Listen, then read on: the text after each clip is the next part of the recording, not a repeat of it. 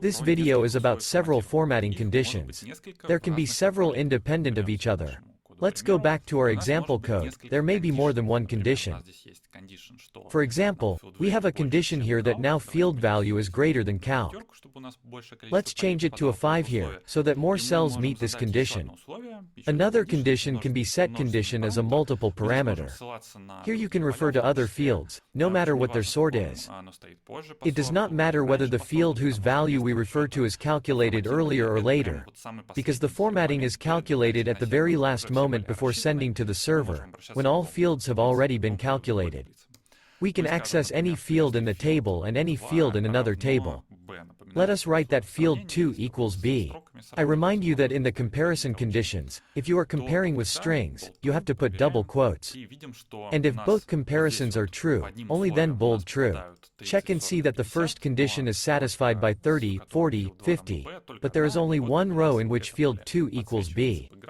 And only this cell is highlighted in background and bold. We can use several conditions in one format line. This works as follows: the first condition is calculated first, if it is true. The second condition is calculated, and so on. So go ahead and use simple conditions. In this case we need to swap them. So field 2 is taken very quickly. There are no calculations here. If it gets true where field 2 equals b, then this condition will be checked and only then the machine goes to calc. Ordering conditions in the right order is a good way to optimize the code's performance with load. Keep it in mind. Okay, let's save it. The result is the same, but uses less server power. This is often required because formatting is done in every field 2 in every row. Not just in the cell in which we see the formatting completely here. Here, here, here, here. If the first condition gets executed in false, then the conditions are not checked further. But if we put the opposite, then calc will be executed for each of those fields. This is already a bit more time-consuming. We can also put another section. That is, we can say that this f2 equals colon and write a set format here with one condition, which sets the background and color. The condition is if field 2 equals c, then the background will be tomato. Please note how to highlight as red. Don't do the exact red. It's not very good in the totem color scheme, do the tomato. And if you color the background with dark colors, change the text color to light in the same formatting function. We'll put white. Save. Let's see what we got. The condition field 2 equals c gives us background tomato and inverted text color in this row. Pay attention that this condition overlaps the first one. That is, this condition is not satisfied, but this condition is satisfied, and they order up by number after f. 1, 2, 3, 4, 5 and so on in the string sorting. So if we put f11, it will be computed after 1, but before 2, because it's a string comparison. If you need to insert something between the formatting conditions already written, you can insert it like this. The place where the line is located is not important. The order is set only by the number after f. The line can stand like this, f1, f2, f11, but f11 will still be executed after f1. Let's try this. We will insert f11, set format here, and set background orange without any condition. Here we can type values right away. Let's see how it looks. Everything is colored orange, and this is red. The old lace bold color also became orange. Why? Because here we have bold and background applied in the first line.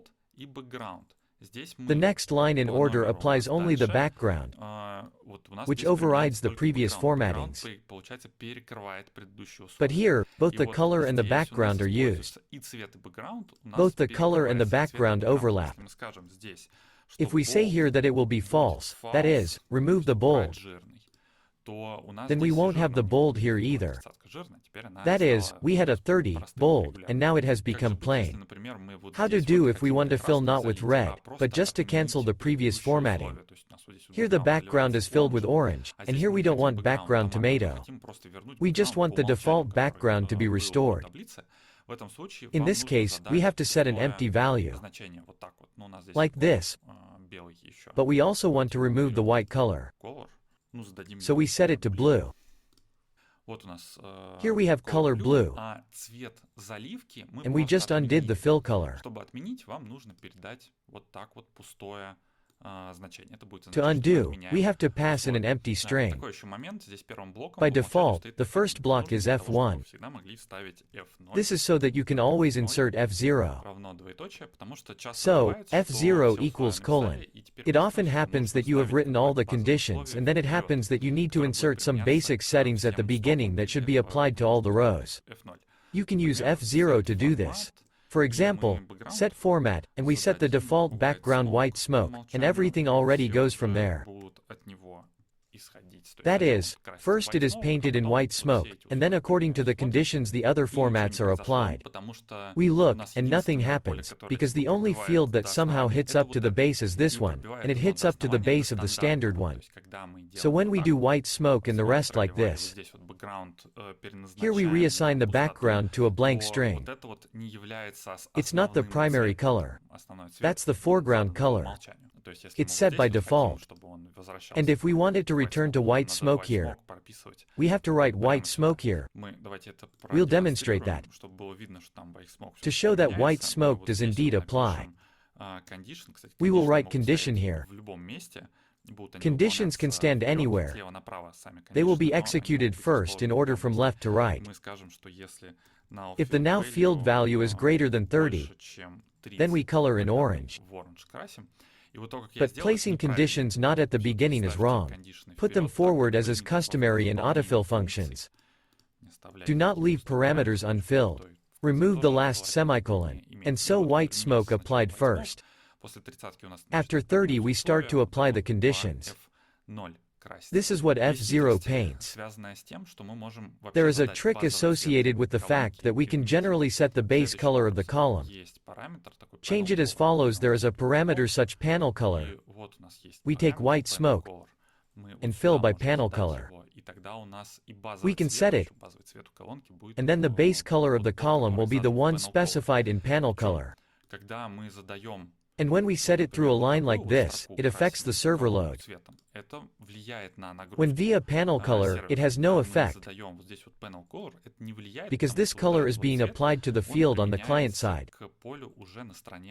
For example, here we set the old lace, the yellow one.